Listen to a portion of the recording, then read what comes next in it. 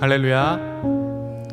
사랑이신 주님께서 귀한 예배 자리로 우리를 부르신 줄 믿습니다. 그 사랑의 자리로 우리를 초청하신 주님을 함께 찬양하겠습니다.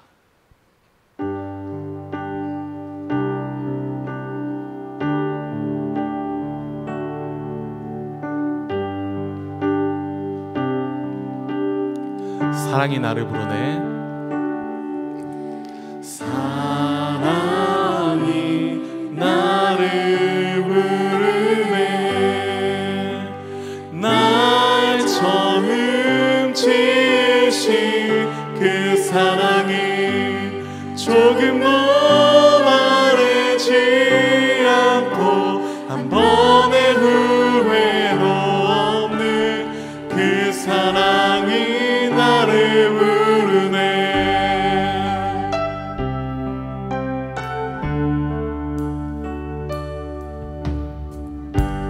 그 사랑이 우리를 부르신 줄 믿습니다. 한 번 더 고백하겠습니다. 사랑이 나를 부르네. 사랑이 나를 부르네.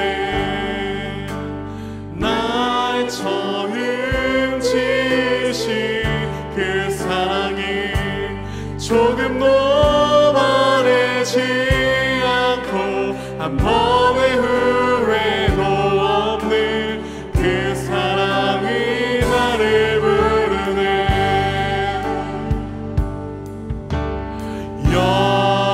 영원한 주의 품 안으로 풍성한 주의 직함으로 친밀한 주의 음성으로 그 사랑이 나를 부르네. 그 사랑이 나를 부르네.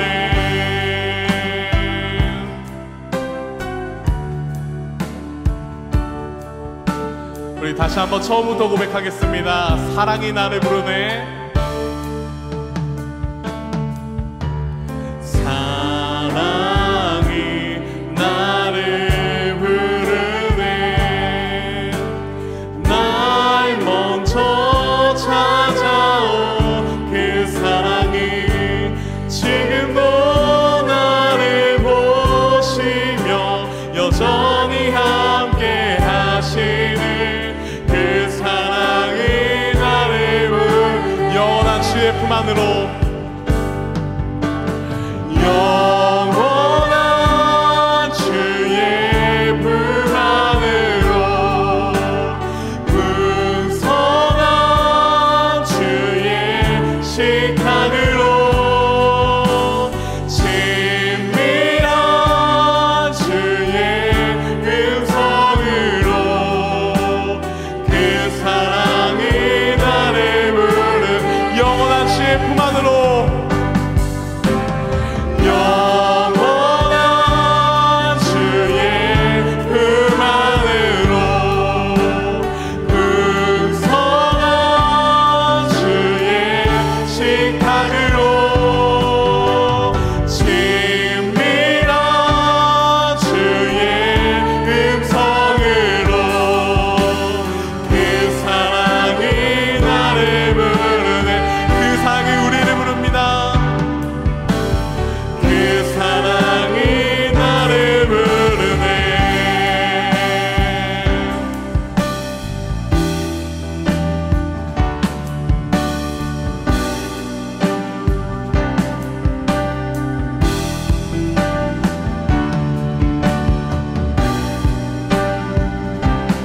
주님께서 우리를 부르셨기 때문에 우리가 이 자리에서 예배드릴 줄 믿습니다.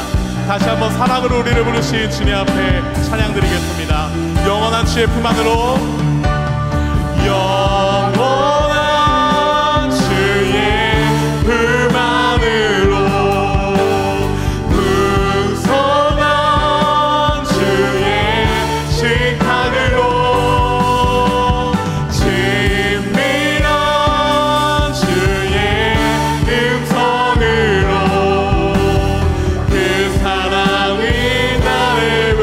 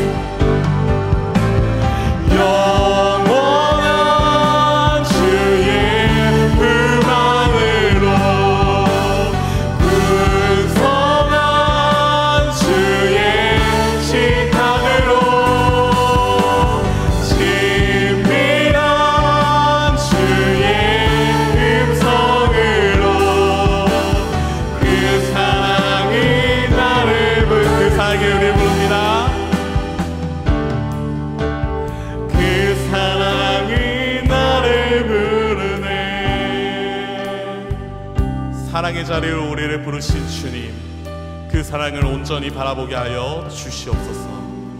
변함없으시고 영원한 그 사랑의 품 안에 거하는 여기 모인 우리 모두가 되게 하여 주시옵소서. 예수님의 이름으로 기도드립니다. 아멘.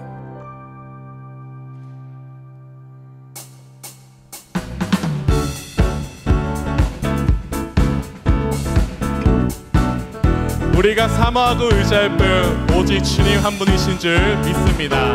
함께 하늘 위에 주님밖에 찬양드립니다.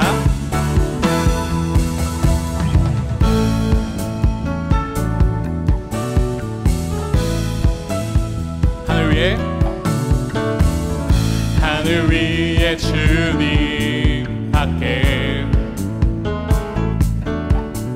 내가 사모할 자 이 세상에 없네. 내 맘과 힘은 믿을 수 없네. 오직 한 가지 그 진리를 믿네. 주는 나의 힘이요, 주는 나의 힘이요, 주는 나의 힘이요. 영원히 주를 의지하리. 주는 나의 힘이요, 주는 나의 힘이요, 주는 나의 힘이요. 영원히 주를 의지하리. 영원히. 우리 다시 처음부터 찬양합니다. 하늘 위에 주님밖에. 하늘 위에 주님밖에 내가 사모할 자 이 세상에 없네. 내 맘과 힘을 믿을 수 없네. 오직 한 가지 그 진리를 믿네. 주는 나의 힘이요, 주는 나의 힘이요, 주는 나의 힘이요. 영원히 주를 의지. 주는 나의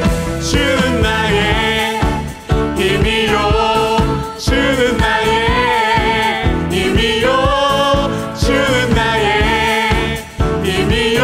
영원히 주를 의지하리. 영원히. 내 맘과 힘은 믿을 수 없네. 내 맘과 힘은 믿을 수 없네. 오직 한 가지 그 진리를 믿. 주는 나의 힘이요, 주는 나의 힘이요, 주는 나의 힘이요. 영원히 주를 의지하리. 주는 나의 힘이요, 주는 나의 힘이요, 주는 나의 힘이요. 영원히 주. 우리의 고백입니다. 주는 나의 힘이요, 주는 나의 힘이요, 주는 나의 힘이요, 주는 나의 힘이요. 영원히 주를 의지하리. 영원히.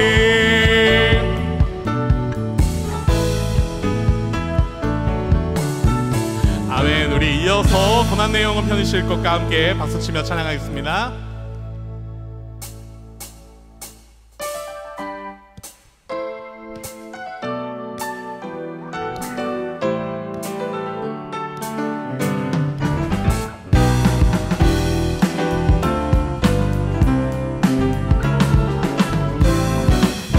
고난 내 영혼 편히 쉴 걸까? 고난 내 영혼 편히 쉴 것까? 풍랑을 얻어 안전한 포구 폭풍까지도 다스리시는 주 고백합니다. 세상 친구들, 세상 친구들 나를 버려도 예수는 함께 동행함으로 주의 은혜가 충만하리니 주의 영원한 팔을 지혜 주의 영원한 심판 함께 하사 항상 나를 붙드시니 어느 곳에 가든지 요동하지 않음을 주의 팔을 의지한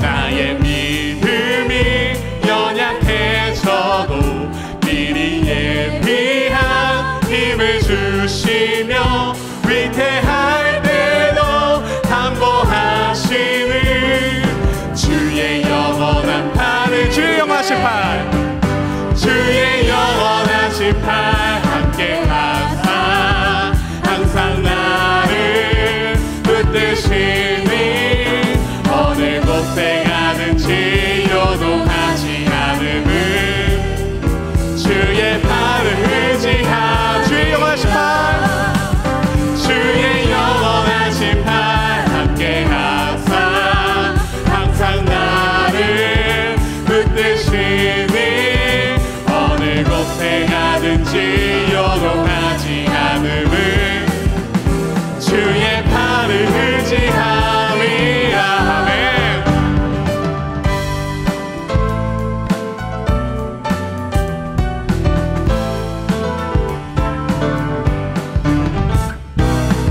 능치 못한 것 주님께 없습니다. 우리 함께 4절로 고백하시겠습니다.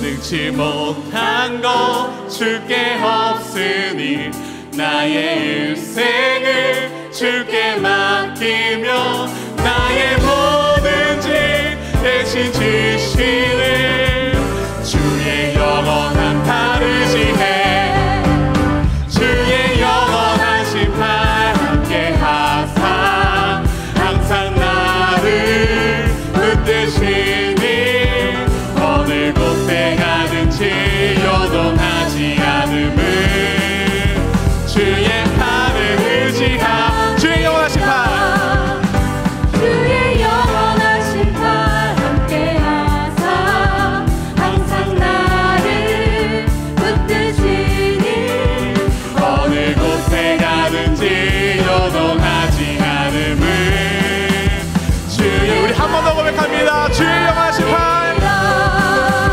주의 영원하신 팔 함께 하사 항상 나를 붙드시니 아멘 어느 곳에 가든지 요동하지 않음을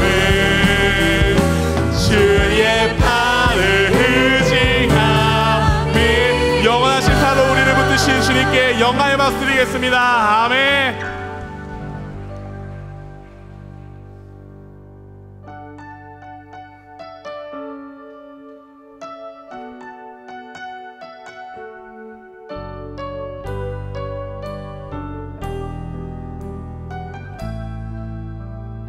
고단한 인생길 고단한 인생길 힘겨운 오늘도 예수 내 마음 아시네 지나간 아픔도 마주할 세상도 예수 내 마음 아시네 고단한 인생길 고단한 인생길 힘겨운 오늘도 예수 내 마음 아시네 지나간 아픔도 마주할 세상도 예수 내 마음 아시네 믿음의 눈 들어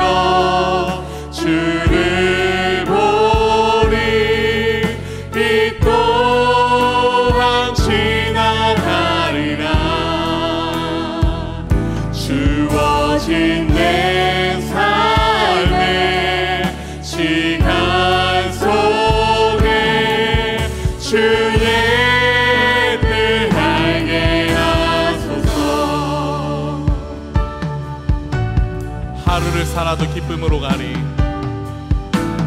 하루를 살아도 기쁨으로 가리.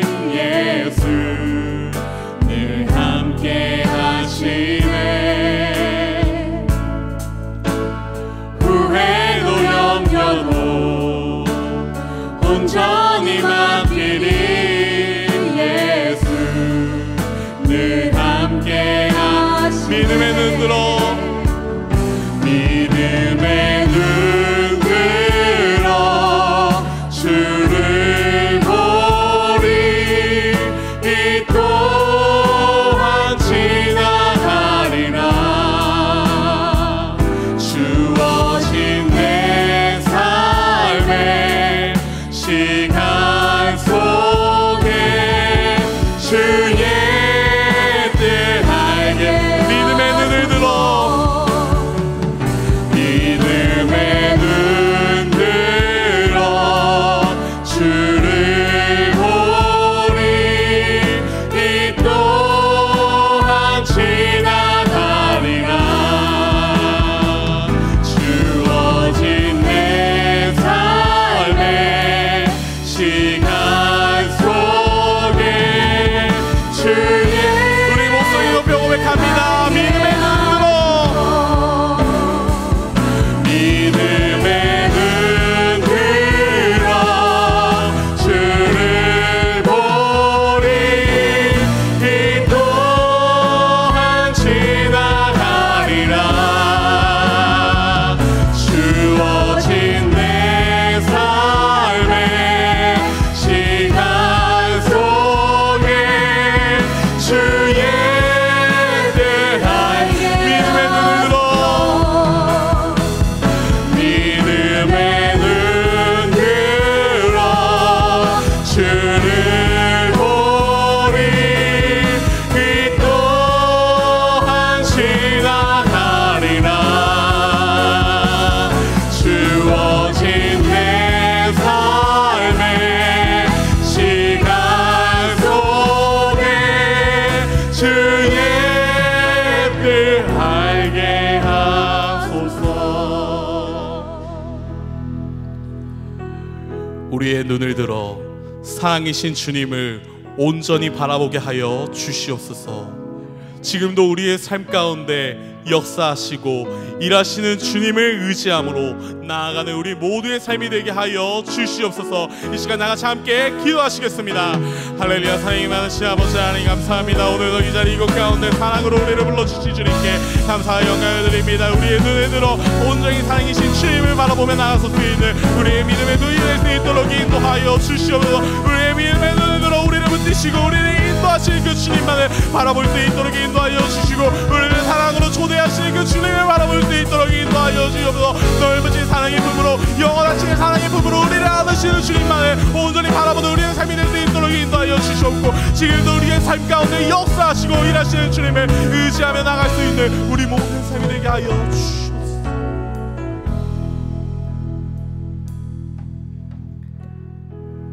우리를 사랑하시는 하나님 아버지, 오늘도 우리의 참목자 되시는 주님을 예배할 수 있도록 은혜 베풀어 주셔서 감사합니다.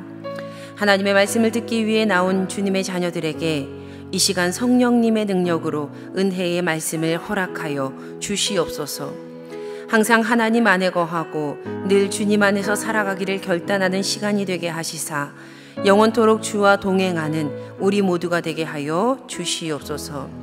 우리를 구원하신 참목자 우리 주 예수 그리스도의 이름으로 기도드립니다. 아멘.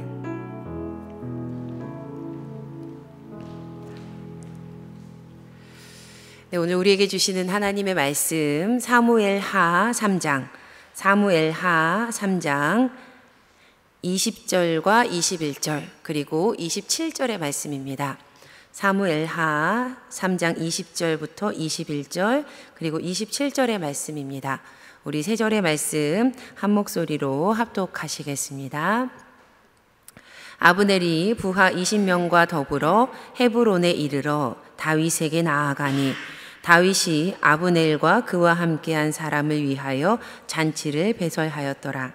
아브넬이 다윗에게 말하되 내가 일어나 가서 온 이스라엘 무리를 내 주 왕의 앞에 모아 더불어 언약을 맺게 하고 마음에 원하시는 대로 모든 것을 다스리시게 하리이다 하니 이에 다윗이 아브넬을 보내매 그가 평안히 가니라.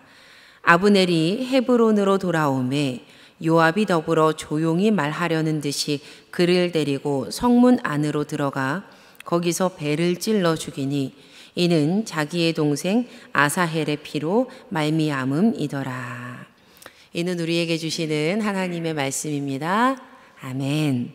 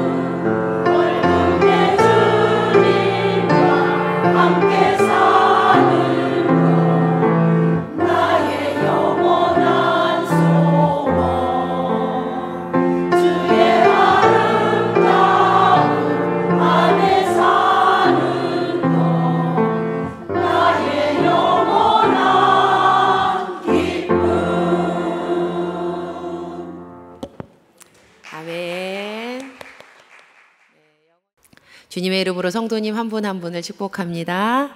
아멘. 다윗의 이야기를 통해서 참목자를 따른 인생이 받는 은혜에 대해서 나누는 시간, 목자를 따라서 다윗 12번째 시간입니다. 오늘도 목자를 따른 다윗의 인생에 허락하신 귀한 은혜가 오늘 이 시간 우리 모두에게도 임하게 될 줄을 믿습니다. 아멘. 오늘은요, 보이지 않는 하나님의 일하시는 손, 보이지 않는 하나님의 일하시는 손이라는 제목으로 함께 말씀을 나누어 보겠습니다. 저는요, 전도사 때부터 그 외부 강사로 활동을 할 수 있는 기회를 얻게 됐습니다. 많이 부족한 사람인데 참 하나님의 은혜이지요. 감사한 일입니다. 제가 처음 집회 강사로 사역한 곳은요, 속초북지방회, 속초북지방회에서 지방회 전체 교회의 어린이들을 이렇게 한데 모아서 여름성경학교를 했던 그 여름성경학교 집회였어요. 당시 감리교 여름성경학교의 주제는 하나님의 옷장이었거든요. 2015년도에 하나님의 옷장. 이 하나님의 옷장이 어떤 내용이냐면요, 아담과 하와의 원죄 이야기로부터 시작을 해서 우리를 구원하신 예수님, 그리고 끝내 그들을 아름답고 거룩하게 성화시키시는 그 하나님의 이야기로 구성이 되어 있었습니다. 하나님의 옷장에서요, 구원의 옷을 하나씩 하나씩 꺼내서 입혀주신다라는 설정이었어요. 바로 이 주제, 하나님의 옷장으로요, 전도사 때 제가 처음 어린이 집회 강사로 사역을 하게 된 거예요. 제가 그때 사진을 좀 가지고 있어서 준비해 봤거든요. 사진 보여드릴까요? 네. 네, 사진 보여주세요. 네. 10년 전에요, 단발머리의 저입니다. 네. 말씀 전하는 모습이에요. 그리고 다음 사진은요, 네, 그곳에 함께 모여서 예배하던 그 어린이들 모습인데, 이제 집회 모습이거든요. 이 어린이들이 거의 이제 10년 전쯤이니까, 연차로 따지면 10년 전쯤이니까 지금은 청년이 되어 있겠죠. 20대 초반의 청년들. 그때는 몰랐는데요, 지금 생각해 보면 전도사를 말씀 강사로 부르신 감리사님과 지방 목사님들의 결단이 참 대단하구나 라고 이제 지금은 생각을 합니다. 이제는 제가 일을 좀 많이 해봐서 알잖아요. 뭐 숙소도 식사도 유명한 목사님들 모실 때처럼 준비를 해주셨거든요. 또 기도회가 끝날 때까지 이 감리사님과 그 지방회의 모든 목사님들이요, 뒤에서 끝까지 말씀을 같이 들으시는 거예요. 그리고 어린이들이 기도할 때 끝까지 남아서 함께 계속 기도해 주셨습니다. 분명 그렇게 훌륭한 분들이 간절한 마음으로 중보하면서 준비하셨기 때문에 은혜로운 집회, 그리고 은혜로운 성경학교가 됐던 것 같아요. 그런데 왜 제가 그때의 이야기를 지금 이렇게 들려드리냐면요, 당시 제가 전했던 설교 중에, 그 설교 중에 고민이 되는 부분이 있었습니다 라는 말씀을 드리고 싶어서입니다. 제가 설교 초반에 하나님의 옷장은요, 이 주제는요, 아담과 하와가 타락했던 그 타락의 이야기부터 시작합니다 라고 말씀을 드렸잖아요. 그러니까 물론 다른 부분도 다 어렵지만, 왜냐하면 우리 구원에 대해서 다루어야 하는 그 신학적으로 굉장히 깊은 주제를 어린이들에게 전해야 되는 그러한 그 이야기이고 내용이니까요. 그런데 당시 저에게는요, 유치부부터 6학년 어린이까지 모인 그곳에서 어떻게 선악과 이야기를 전할까, 이 선악과 이야기를 어떻게 전해야 할까가 가장 고민이 되었습니다. 첫 외부 집회이기도 했고, 그리고 또 어렵고 중요한 내용이기 때문에 열심히 기도하고 준비를 했어요. 그리고 저는 이렇게 말씀을 전했습니다. 아담아, 에덴 동산에 있는 모든 나무 열매를 먹어도 된단다. 이거 다 네 거야. 하지만 동산 중앙에 있는 선악을 알게 하는 나무는 아니야. 그 나무의 열매는 먹지 말기로 해. 나랑 약속할 거지? 네, 아담은 큰 소리로 약속했어요. 전도사님이 사역하는 교회에는 단짝 친구 3명이 있어요. 그런데 어느 날 이 친구들이 똑같은 옷을 입고 온 거예요. 그 모습을 본 전도사님이 어머, 너희 셋 옷이 똑같아 라고 말했어요. 그랬더니 이 친구들이 이렇게 말하는 거예요. 네, 이 옷은요, 우리 셋이 단짝 친구라는 것을 나타내는 그 표시예요. 우리 셋이 약속한 날에는요, 꼭 단짝 옷을 함께 입고 와요. 오늘 사진 많이 보여드리는데요, 그 10년 전에 분명히 사용해도 된다라고 이 어머니들께 허락을 받았던 사진입니다. 지금은 아가씨가 됐는데요, 바로 이 사진이에요. 성경학교 티 아닙니다. 당시 이 세 친구가요, 단짝 옷이 진짜 많았거든요. 미리 전화를 해요. 그리고 서로 약속하고 토요일이 되면 옷을 골라요. 그 옷을 고른 다음에 주일에 맞춰서 입고 늘 교회에 왔습니다. 그러니까 이 사진을 보여주면서 저는 그 자리에 있는 어린이들에게 이렇게 말을 했어요. 분명 이 세 친구는 이 단짝 옷을 볼 때마다 내 단짝 친구 누구를 떠올릴 거예요. 그렇겠죠? 선악을 알게 하는 나무도 마찬가지였어요. 하나님께서 아담과 하와에게 선악을 알게 하는 나무의 열매는 먹지 않기로 약속하셨던 이유가 있어요. 바로 아담과 하와가 동산 중앙에 있는 선악 나무를 볼 때마다 나랑 최고로 단짝인 하나님을 기억하도록 하기 위해서예요. 그렇다면 과연 아담은 어떤 하나님을 기억해야 했을까? 바로 온 세상을 지으신, 아담을 지으신 창조주 하나님, 온 세상의 주인이신, 이 에덴 동산의 진짜 주인이신 하나님. 분명 아담은 동산 중앙에 우뚝 서 있는 선악 나무를 볼 때마다 맞아, 하나님께서 나를 지으셨어, 나는 하나님 거야 라고 생각했을 거예요. 맛있는 밥을 먹다가도, 재미있게 동물들과 놀다가도, 신나게 물놀이를 하다가도 선악 나무를 본다면 그렇지, 에덴 동산의 주인은 하나님이시지. 지금 내가 이렇게 편하게 모든 것을 사용하지만 사실은 내 것이 아니야 라고 생각했을 거예요. 예, 그 당시 설교문에서 그대로 발제해서 가지고 왔습니다. 제가 그렇게 설교를 했어요. 선악을 알게 하는 나무는요, 하나님께서 세상의 창조주이심을, 진정한 주인이심을 진문서의 주인 이름에 하나님이 기록이 되어 있음을, 절대 피조물이 넘어서는 안 되는 선이 있음을 기억하게 만드는 도구였습니다. 주인은요, 하나님이세요. 주인은 하나님이세요.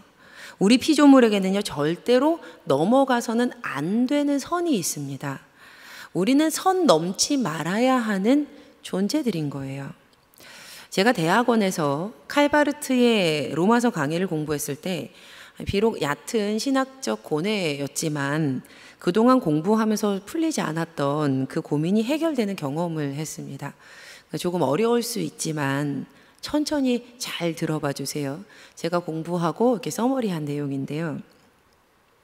계몽주의는 하나님이란 주어에 대해 인간 경험을 통한 수어로 정의한다. 그러나 바르트는 하나님은 하나님이시다 라고 말한다. 우리는 하나님께서 스스로 말씀하실 때에만 하나님이 어떤 분인지 알게 된다. 하나님이 하나님으로 드러나는 때는 계시의 때이다. 그러나 바르트는 하나님은 하나님이시다 라고 말한다. 하나님께서 스스로 말씀하실 때에만 우리는 하나님이 어떤 분인지 알게 된다. 바로 그때가 계시의 때이다.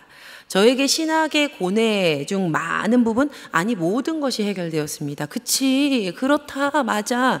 나는 그저 피조물일 뿐이고 하나님께서 하나님이시다. 그것이면 다 되지 않겠는가? 넘어서지 말아야 하며 실제로 결코 넘어설 수 없는 영역의 일들이 피조물들에게 존재한다라는 사실은요, 도리어 우리에게 구원을 선물합니다. 한 번 더요. 절대로 피조물이 넘어설 수 없는 영역이 있다는 사실이 우리에게 구원이라는 선물을 허락합니다. 그러니까 중요합니다. 기본이 되는 것은 우리에게는 절대 넘지 말아야 할, 넘을 수 없는 선이 존재한다라는 사실입니다. 그러니 유한한 피조물인 거죠. 유한한 피조물. 하나님은 불타는 떨기나무 가운데에서 모세에게 거룩한 땅이니 그 발에 신을 벗으라 하셨고, 이스라엘 백성에게 하나님과 모세가 언약을 맺을 동안 신의 산에 결코 올라오지 말라고 하셨습니다. 그리고 웃사는요, 절대로 하나님의 언약궤를 그의 손으로 붙들지 말았어야 했어요.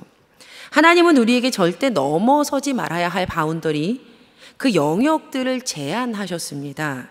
그 영역을 우리에게 제시하셨어요. 피조물의 모든 생사화복, 죽음과 생명, 그리고 영원한 구원은 하나님의 영역입니다. 아니, 사실 우리의 인생의 모든 것들, 세상의 모든 것들은요, 다 하나님의 것이지요. 자, 성도님들, 나의 모든 것은 다 하나님의 것입니다 라고 고백하십니까? 아멘이세요? 나의 모든 것들이 다 하나님 거예요? 정말 나에게 있는 모든 것들이. 나는 유한한 한계를 지닌 하나님께 속한 피조물입니다. 이렇게 고백하십니까? 아멘이세요? 네, 저는요 그렇게 고백합니다. 그런데 이 질문에 믿음의 사람들에게는요 방금 대답하신 것처럼 아멘 할 은혜인데요, 그렇지 않은 이들에게는 안타깝지만 답답한 억압으로 보입니다. 은혜를 모르는 이들에게 하나님께서 그어놓으신 경계표가 있다는 것은 그 경계표는요 넘어서고 싶은 탈출 지점이 되지요. 그리고 솔직하게, 정말 솔직하게 지금 우리가 아멘으로 대답했지만 우리에게도 종종 넘어서고 싶은, 도망가고 싶은 경계가 될 때도 있습니다. 이스라엘의 첫 번째 왕이 된 지 얼마 되지 않았을 때 사울은 블레셋과의 전투에서 그 선을 넘어버립니다. 블레셋과의 전투 중에 사울은 하나님께 예배하고자 사무엘을 기다렸어요. 무려 일주일이나 기다립니다. 그럼에도 사무엘이 길갈에 오지 않는 거예요. 그러자 사울이 무슨 일을 합니까? 사람들을 시켜서요 번제물과 화목제물을 다 가져오라고 한 다음에 자신이 직접 번제를 드립니다. 사울이 해서는 결코 안 되는 일이었지만 그는 선을 넘습니다. 그렇게 사울이 막 번제를 드리자마자 사무엘이 도착하지요. 그리고 그 모습을 본 사무엘은요 사울을 꾸짖습니다. 임금님이 어찌하여 이런 일을 하였습니까? 해서는 안 되는 일을 했습니다. 성경이 분명하게 기록합니다. 해서는 안 되는 일을 했다라고 기록을 해요. 그러자 사울은 이렇게 대답합니다. 사울이 이르되 백성은 내게서 흩어지고 당신은 정한 날에 오지 아니하고 블레셋 사람은 믹마스에 모였음을 내가 보았으므로 부득이하여 번제를 드렸나이다 하니라. 부득이 어쩔 수 없이 이 일을 했다라고 말하는 사울이지만 사실은 어쩔 수가 없어서 그 일을 했던 것이 아닙니다. 당시 그의 눈에는 사람들만 중요하게 보였거든요. 현실이라는 상황이 하나님보다 더 커 보였거든요. 그 모든 것들이 더 중요했거든요. 그러나 아무리 위급한 상황이라고 해도 끝까지 결코 넘어서는 안 되는 선이 있습니다. 끝까지 건드리지 말고 기다려야 할 영역이 있어요. 하지만 사울은 자기가 하나님이 됩니다. 스스로가 스스로의 하나님이 되어서 그 경계표를요, 그 선을요 직접 그었어요. 여기까지는 되지 부득이 어쩔 수 없으니까.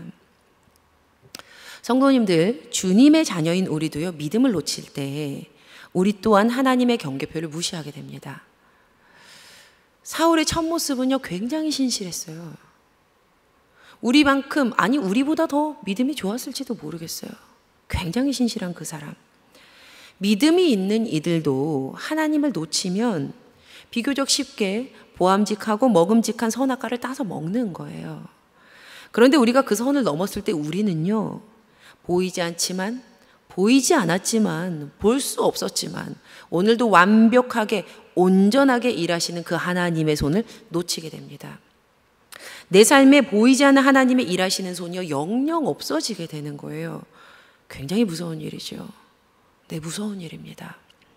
그래서 사무엘상 13장 이 자리에서 사울은 하나님께 버림을 받았고 하나님의 마음에 합한 다윗이 백성의 지도자로 서게 된 것이지요. 사울은 끝났어요. 여기서. 그런데 다시 강조하지만 이러한 어리석은 모습이 비단 사울만의 모습, 그 문제는 아니지 않습니까? 수천 년 동안 인류가 보여주었던 그 모습, 그리고 오늘 이 자리에 있는 우리를 통해서도, 저를 통해서도 사울, 그와 동일한 문제 앞에 그러한 모습 가운데 오늘 우리도 저도 위태위태한 모습으로 살고 있음을 부인할 수는 없지 않습니까? 주님께 버림받은 후에 사울이 주님께 버림받은 후에 그 하나님의 약속의 말씀대로요 다윗이 왕위에 결국에는 오르지요. 다윗이 왕위에 올라요. 그러나 하나님께서 당시 그에게 허락하신 삶의 영역, 그 경계는요 단 한 개 지파, 오직 유다 지파의 왕으로 7년 6개월을 살아가는 삶이었습니다. 오해하지 마세요. 모든 일이 하나님의 뜻대로만 되니까 우리는 그 경계 안에서 갇혀만 사니까 어떤 노력도 어떠한 꿈도 어떠한 희망도 가지지 말고 그저 감나무 밑에서 감 떨어지기를 입 벌리고 기다리며 살아야 한다라고 말씀드리는 거 절대 아니에요. 다윗은요, 주어진 삶의 자리에서 무던히 노력했습니다. 그는요, 아주 노력했어요. 꽤 많이 애썼어요. 하지만 그는 하나님이 원하시는 곳에 있었습니다. 그 안에 있었어요. 하나님 안에 거하며 살았어요. 이후 왕이 된 그에게 처음 펼쳐진 상황은요, 오랜 시간 동안 이어진 사울 집안과의 전쟁이었습니다. 그런데요, 사무엘하 3장 1절은요 이렇게 기록을 합니다. 사울의 집과 다윗의 집 사이의 전쟁이 오래매 다윗은 점점 강성하여 가고 사울의 집은 점점 약하여 가니라. 다윗은 오랜 시간 동안 하나님의 뜻을 저버린 사울 가문을 정리해 나갔습니다. 그렇게 오랫동안 그 일을 했을 때 다윗은 점점 강해졌고 사울의 집안은 점점 약해졌습니다. 그런데 이 말씀을요, 잘 생각해 보시면요, 이상해요. 다윗은요, 단 한 개의 지파만으로 살고 있는데 나머지 11개 지파와 함께하는 그렇게 살아가는 사울 가문보다 다윗이 강해지다니요. 분명 전쟁이라는 것은 시간이 오래 지나면 지날수록 인원이 많은 쪽이 유리합니다. 그런데 단 한 개의 지파 다윗이 더 강해집니다. 성도님들, 우리가 다윗처럼 하나님의 뜻 안에 거하면서 산다면요, 하나님은 그에게 허락하신 삶의 지경을 반드시 넓히십니다. 하나님은요, 또 다른 열매가 맺도록 일하십니다. 육신의 눈으로는 보이지 않는 하나님의 일하시는 손이 온전하고 완벽하게 그에게 새로운 일을 허락하시는 겁니다. 그러니 성도님들, 하나님 안에 거하세요. 하나님 안에 거하세요. 그분이 허락하신 삶의 지경, 나의 오늘의 삶의 지경에 감사하세요. 그 안에서 하나님과 함께 치열하게 살아보세요. 분명 하나님은 또 다른 새로운 일을 행하십니다. 할렐루야, 아멘. 그렇게 차차 다윗이 강해지던 때 북이스라엘, 그 북쪽 이스라엘에서 사울의 군사령관이었던 아브넬과 꼭두각시 왕이었던 이스보셋의 갈등은요, 극에 달하고 있었어요. 성경은요, 사울 집안과 다윗 집안 사이의 전쟁이 계속되는 동안에 사울 집안에서는 아브넬이 점점 더 세력을 잡았다고 기록을 합니다. 이 힘없는 왕 이스보셋은요, 아브넬이 돌아가신 아버지 사울의 후궁과 통간을 해도요, 제대로 된 말 한마디 하지를 못합니다. 도리어 적반하장으로 아브넬이요, 왕에게 와서 화를 내면서 욕까지 합니다. 그래도 왕인데 말이죠. 장군은 어찌하여 나의 아버지의 후궁을 범하였소 하고 꾸짖었다. 그러자 아브넬이 이스보셋의 말에 몹시 화를 내면서 대답하였다. 임금께서는 내가 유다의 빌부터 살아가는 개로밖에 보이지 않습니까? 임금님께서 오늘 이 여자의 그릇된 행실을 두고 나에게 누명을 씌우시려는 것입니까? 성도님들, 이 아브넬에게도요, 그의 주인이었던 사울처럼 하나님이 없었습니다. 이 아브넬도 사울처럼 하나님이 없었거든요. 그런데 잘 생각해 보세요. 하나님의 사람 다윗은요, 사울이 없는 자리에서도 절대로 그에 대해서 함부로 말하지 않습니다. 다윗 그는요, 하나님의 선을 넘지 않아요. 그러나 하나님이 없는 아브넬은 그렇지 않습니다. 살아있을 때나 왕이었지, 그때나 주인이었지 하면서 죽은 이를 능욕하기까지 해요. 그리고 또한 지금 자신의 위치에서도요, 이미 한참 선을 넘어갔지요. 이미 한참 선을 넘어섰어요. 이렇게 살아생전 하늘 높은지 모르고 끝도 없이 올라가려는 이 사람 아브넬, 그리고 실제로 그가 그렇게 할 수 있는 대단한 힘을 지녔던 이 아브넬, 도대체 이 사람은 과연 어떻게 될까요? 도대체 이 사람은 어떻게 될까? 자, 그럼 잠시 다윗의 진영으로 들어가 보겠습니다. 하루는 다윗에게 전령들이 찾아옵니다. 그리고 그들은요, 이런 말을 전해요. 이 나라가 누구의 것입니까? 임금님이 저와 언약만 세우시면 제가 임금님의 편이 되어서 온 이스라엘이 임금님에게 돌아가도록 하겠습니다. 네, 아브넬이 보낸 사람들이었어요. 결국 아브넬이 꼭두각시 왕 이스보셋을 배신한 거예요. 여러분, 다윗은 선한 사람이었고요. 동시에 지혜롭게 면밀하게 상황을 판단하는 명철한 지도자였습니다. 지금 그에게 이 전령들의 제안은요, 그 즉시 반드시 수락해야 하는 종류의 것이었어요. 그래서 다윗이 대답을 합니다. 네, 좋습니다. 언약을 세우겠습니다. 단 나를 만나러 올 때 사울의 딸 미가를 데려오시오. 나에게 내 아내 미가를 돌려주시오. 아브넬이요, 미리 이스라엘 장로들과 그리고 또 베냐민 지파와 상의를 해요. 상의를 나눈 후에 20명의 사람들을, 부하 20명을 거느리고 헤브론으로 다윗을 만나러 옵니다. 그렇게 그들이 도착을 하자마자 다윗이 잔치를 베풀었고요. 모든 잔치가 성대하게 잘 끝나자 아브넬은 평안히 돌아갑니다. 오늘 본문이었어요. 우리 오늘 본문 사무엘하 3장 2절과 21절의 말씀 함께 읽어보시겠습니다. 시작. 아브넬이 부하 20명과 더불어 헤브론에 이르러 다윗에게 나아가니 다윗이 아브넬과 그와 함께한 사람을 위하여 잔치를 배설하였더라. 아브넬이 다윗에게 말하되 내가 일어나 가서 온 이스라엘 무리를 내 주 왕의 앞에 모아 더불어 언약을 맺게 하고 마음에 원하시는 대로 모든 것을 다스리시게 하리이다 하니 이에 다윗이 아브넬을 보내매 그가 평안히 가니라. 이제 다윗이 온 이스라엘의 왕이 될 것이다 라는 그 계획이요, 무탈하게 이루어지고 있는 것처럼 보였습니다. 그러나 다윗 쪽에도 군대의 총사령관이 있었습니다. 바로 요압이었어요. 요압. 이 사람 요압은요, 아브넬보다 더한 사람이에요. 제가 지난주에 아브넬을 좀 기억해 주세요 라고 말씀을 드렸잖아요. 그런데 요압은요, 더 기억하세요. 이 사람 더 오래 가요. 이 사람 아브넬보다 더합니다. 이 요압은요, 아브넬이 백기를 들고 왔을 때 그 잔치 자리에 없었습니다. 좀 꺼림칙하죠. 이렇게 중요한 국가 간에 모이는 자리에 남유다의 군대 총사령관인 요압이 없었다라는 점을요, 우리는 한 번 더 생각해 보아야 하는데요. 당시 요압은 전쟁터에 나가 있었습니다. 22절 말씀은 당시 이 상황을 이렇게 설명을 합니다. 그때에 다윗의 부하들이 요압을 따라 습격하러 나갔다가 많은 노량물을 가지고 돌아왔다. 그러나 아브넬은 그때에 다윗과 함께 헤브론에 있지 않았다. 다윗이 이미 그를 보내어서 그가 무사하게 그곳을 떠나갔기 때문이다. 전쟁에 능했던 요압은요, 나갔던 그 전쟁터에서 많은 노량물을 들고 왔고요. 아브넬은요, 그가 오기 전에 무사히 그곳을 떠나갑니다. 무사히 그곳을 떠나갔다. 무사히? 네, 사실 이 요압과 아브넬은요, 이미 알고 있는 사이였습니다. 그 둘은 알고 있는 사이였어요. 과거 유다의 왕으로 다윗이 등극했을 때, 처음 등극한 다윗이요, 사울 가문과 계속되는 전쟁 가운데 있었잖아요. 계속되는 전쟁이 있었을 때 그들의 기브온 전투에서 이미 한번 만났던 사이예요.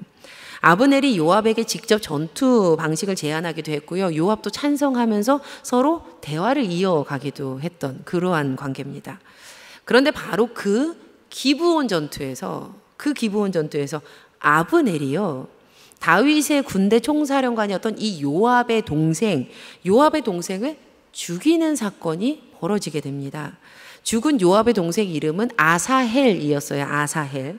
그런데 사실 아브넬은요, 계속해서 아사헬을 죽이려 하지 않았어요. 도리어 반대로 요압의 동생이었던 아사헬이 이 아브넬을 죽이려고 계속 쫓아오거든요.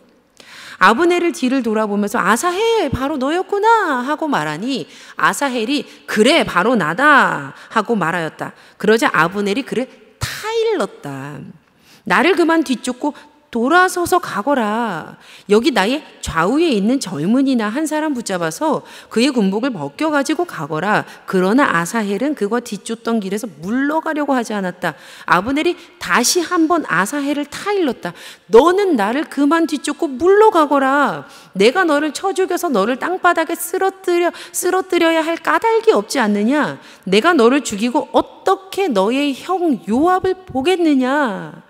그런데도 아사헬이 물러가기를 거절하니 아브넬이 창 끝으로 아사헬의 배를 찔렀다. 창이 그의 등을 뚫고 나왔으며 그는 그 자리에서 쓰러져 죽었다. 아사헬을 따르던 사람들이 그가 쓰러진 곳에 이르러서 모두 멈추어 섰다. 그렇게 아사헬이 죽습니다. 굉장히 안타까운 이름 맞아요. 하지만 이곳은요, 전쟁터입니다. 전쟁터. 당시 시대 상황을 생각해 보세요. 당시 시대의 상황. 전쟁터에서 돌아가. 나 너 살려줄 거야. 이제 그만해. 내 부하 중에 한 사람의 군복 벗겨가지고 가. 내가 이 사람 내줄게. 라고 수차례 타이르는 어른이 과연 몇이나 있을까요? 그러나 이미 그 당시 전쟁의 모든 순리를 알고 있었던 요압이라 해도요, 동생을 잃은 분노에 사로잡혀서 그 당시 상황 전후 관계가 보이지 않습니다. 그래서 아마도 늘 항상 아브넬을 향해서 이를 갈고 있었던 것 같아요. 분명 다윗도 이 사실을 알고 있었겠죠. 또한 다윗이 알고 있었던, 요압에 대해 알고 있었던 것이 하나 더 있었는데요. 바로 그의 성정입니다. 성정. 요압은 굉장히 불같은 사람이었어요. 그도 왕 앞에서 앞뒤 가리지 않고 마구 화를 내는 캐릭터였거든요. 왕한테 와서 막 화를 내요. 그리고 이것도 스포인데요. 이 나중에 요압이 상수리 나무에 달려서 아직 살아 있었던 그 다윗의 아들 압살롬의 심장을 찔러 죽입니다. 왕의 명령을 어겨버리고요. 그가 바로 요압이었어요. 학자 중에 어떤 이들은 그래서 다윗이 아브넬을 맞이하는 이 중요한 때에 요압의 성격을 아니까 일부러 그를 전쟁터에 내보냈다라고 말하는 이들이 있습니다. 전투에서 돌아와서 자신의 동생을 죽인 아브넬이 융숭한 대접을 받고 편하게 집을 돌아갔다라는 말을 들은 요압이요, 피가 거꾸로 솟았어요. 그래서 앞뒤 가리지 않고 임금 다윗에게 쳐들어가서 이런 일은 있을 수가 없다. 어떻게 그럴 수 있느냐고 항의를 합니다. 그리고는 그 길로 뒤도 돌아보지 않고 그냥 나와버려요. 그리고 아브넬을 뒤쫓아가서 붙잡아 옵니다. 성경은 다윗이 그 일을 전혀 몰랐다고 기록하고 있어요. 요압이요, 자기 마음대로 행동한 거죠. 한 번 더 이 성경 당시 그 시대를 그려보세요. 아무리 개인적인 감정이 있어도요, 아브넬은 한 나라의 왕이 대의를 품고 평안히 돌려보낸 그런 사람입니다. 그럼에도 불구하고 왕의 신하인 그가 왕 몰래 이 사람을 잡아왔어요. 그렇게 아브넬이 다시 헤브론으로 돌아왔을 때 요압은 그와 조용히 이야기를 하려는 듯 연기를 하면서 성문 안으로 그를 데리고 가 아브넬의 배를 찔러 죽입니다. 살해해버렸어요. 그러니 나라가 난리가 났습니다. 이스라엘과 유다가 평화로이 합쳐지려는 그 계획이 물거품이 되는 순간이었어요. 그러나 하나님께서는 이러한 상황 속에서도 육신의 눈으로는 보이지 않지만 여전히 그분의 일하심, 그분의 계획을 이루고 계셨습니다. 어떤 계획이요? 다윗을 온 이스라엘의 왕으로 세우시려는 그 계획이요. 성도님들, 하나님의 일하심은요, 믿음의 눈으로 보지 않으면 결코 보이지 않습니다. 왜냐하면요, 그분의 일하심은요, 애초부터 보이지 않는 손이기 때문이에요. 보이지가 않아요. 과연 하나님은 이러한 상황 속에서도 일하고 계시는가? 네, 일하십니다. 하나님의 일하심은요, 하나님 안에서, 믿음 안에서, 그 하나님 안에서 혼란스러운 상황을 보면 보이지 않는 하나님의 일하시는 손이 강력하게 보이게 됨을 믿습니다. 아멘. 소용돌이 같은 상황 속에서도요, 삶의 지경을 넓히시고 또 하나의 열매를 맺으시는 그 하나님의 은혜를 우리가 누리게 됨을 믿습니다. 아멘. 아브넬의 소식을 들은 다윗이요, 사울의 죽음 때와 마찬가지로 장군으로서 공식적으로 세워진 그 전쟁터에서 맞은 죽음이 아니라 억울하게 생을 마감한 그의 죽음을 위해서 애가를 부릅니다. 그리고 진심으로 애도하면서 금식을 해요. 성경은 온 백성이 이 일을 좋게 여겼다라고 기록을 하고 있어요. 다윗 왕이 무엇을 하든지, 무슨 일을 하든지 백성들의 마음에 좋게 받아들였다라고 기록되어 있습니다. 그리고 진심으로 슬퍼하는 왕의 모습을 보면서 백성들은 다윗이 아브넬을 죽인 것이 아님을 깨닫고요, 어느 누구도 다윗을 오해하지 않아요. 그런데 이 일을 계기로요, 북쪽 이스라엘에 한 번 더 큰 일이 벌어지게 되거든요. 바로 꼭두각시 힘없는 왕 이스보셋이 살해된 겁니다. 그를 살해한 두 청년이요, 이 이스보셋의 머리를 들고 다윗에게 와요. 그런데 성도님들 그 기억나세요? 과거에 거짓으로 자기를 높이면서 사울의 죽음 소식을 전한 그 아말렉 소년, 그 아말렉 사람이 어떻게 됐는지 기억하시죠? 예, 마찬가지로 이 두 청년도 동일한 대우를 받습니다. 다윗의 불호령에 생을 마감하게 돼요. 그리고 다윗은 이스보셋의 머리를요, 아브넬의 무덤가에 고이 함께 묻어줍니다. 그리고 또 한 번 이 사건을 계기로 온 이스라엘의 마음이 다윗에게로 향하게 되었어요. 그의 진정성 있는 그 진짜 넓은 리더의 마음을 온 백성이 다 보게 된 거죠. 망할 것 같아 보였지만 결코 왕의 길로 향하는 다윗의 삶은요, 망하지 않았습니다. 시편은 1장부터 이렇게 선언을 합니다. 무릇 의인들의 길은 여호와께서 인정하시나 악인들의 길은 망하리로다. 시편 1장의 결론 부분이에요. 악인의 길은 망한다. 자, 그렇다면 과연 의인의 길은 어떤 길인가? 우리 시편 1편 1절과 2절 말씀 함께 읽어보시겠습니다. 시작. 복 있는 사람은 악인들의 꾀를 따르지 아니하며 죄인들의 길에 서지 아니하며 오만한 자들의 자리에 앉지 아니하고 오직 여호와의 율법을 즐거워하여 그의 율법을 주야로 묵상하는도다.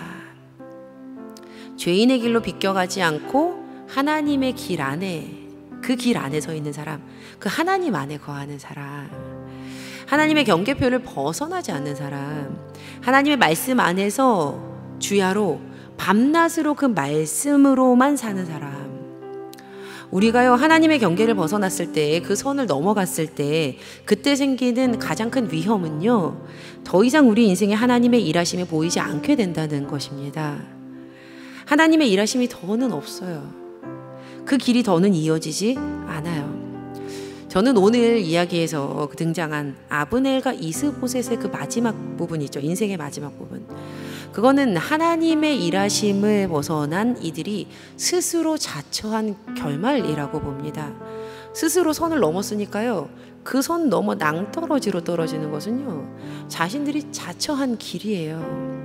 그러나 하나님 안에 거하는 이들, 그 하나님 안에 거하는 이들은 어떠한 삶의 소용돌이 속에서도 결국엔 모든 것이 합력하여 선을 이루는 그 하나님의 은혜를 맛보게 됩니다. 오늘 다윗이 그랬잖아요. 모든 것이 끝날 것 같아 보였던 상황이 도리어 전화위복이 되지 않습니까? 그리고 또 비로소 그의 삶의 지경이 더 넓어질 그 입구에 그가 서게 되지 않습니까? 그러니 사랑하는 성도님들, 하나님 안에 거하세요. 하나님 안에 거하세요. 영원히 그분의 경계를 벗어나지 말고 하나님의 품 안에서만 사세요. 우리가 그분 안에 거하게 될 때 분명 우리는요, 우리의 삶을 복 있는 길로 인도하시는, 보이지 않는 그 일하시는 하나님의 손을요, 결국엔 보게 될 줄로 믿습니다. 아멘. 또한 주님 안에서 오늘 주어진 나의 삶에 이 영역 가운데 감사로 살아갈 때 우리의 삶의 지경을 더 넓히시고 또 하나님께서 허락하신 또 하나의 열매를 맺도록 은혜 베푸시는 그 하나님을 맛보아 누리게 될 줄 믿습니다. 그 은혜를 누리는 우리 모두가 되기를 예수님의 이름으로 간절히 축원합니다. 우리 함께 찬양하시고 기도하시겠습니다.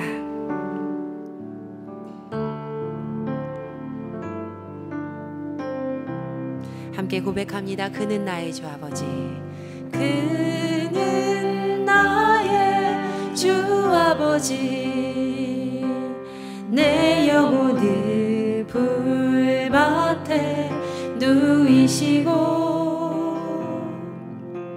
새와 나무의 노래로 내 맘을 위로하여 주시네. 양들이 주인 찾듯이, 양들이 주인 찾듯이 오직 한 분 목자인 내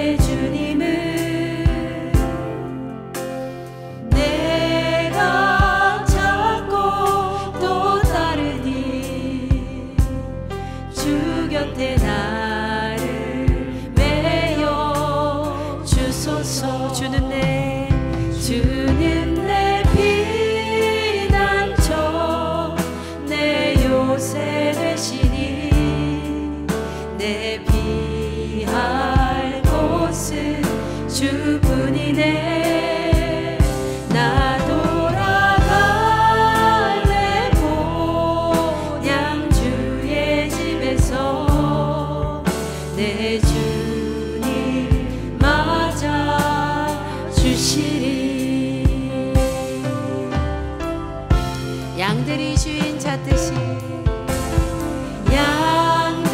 양들이 주인 찾듯이 오직 한 분 목자인 내 주님을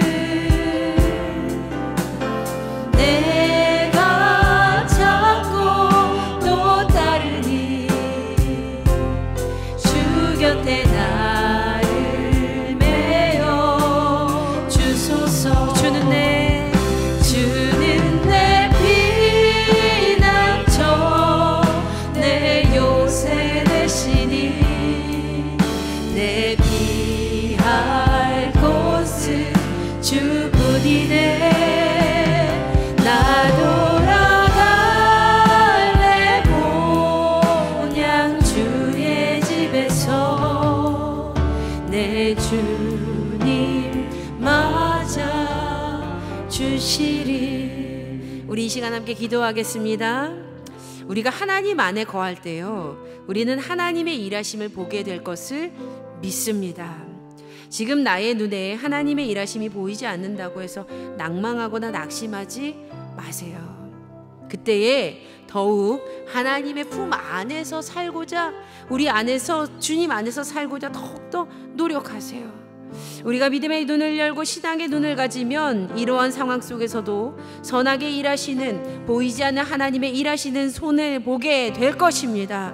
오늘도 믿음으로 우리 주신 말씀 붙들고 합심하여 기도하실 때에 주여 주님 안에 살게 하여 주시옵소서. 믿음의 눈으로 주님을 바라볼 때 주님 나의 삶에 일하시는 하나님의 손을 보게 하여 주시옵소서. 주님 안에 살 때 다시금 우리의 삶의 지경을 넓히시는 하나님 맛보아 누리게 하여 주시옵소서. 우리 같이 주신 말씀 붙들고 주여 세 번 부르시고 합심하여 기도하시겠습니다. 주여 주여 주여. 하나님 아버지 고맙고 감사합니다. 하나님 오늘도 우리가 주님 안에서 거하기를 간절히 소망하오니 주님 은혜를 허락하여 주시옵소서. 다른 곳으로 가지 않게 하소서. 하나님 다른 길로 가지 않게 하여 주시옵소서. 하나님 안에서 거하게 하여 주시옵소서. 하나님의 품 안에서 살고자 주님 노력하는 주님의 귀한 자녀들 되게 하여 주시옵소서.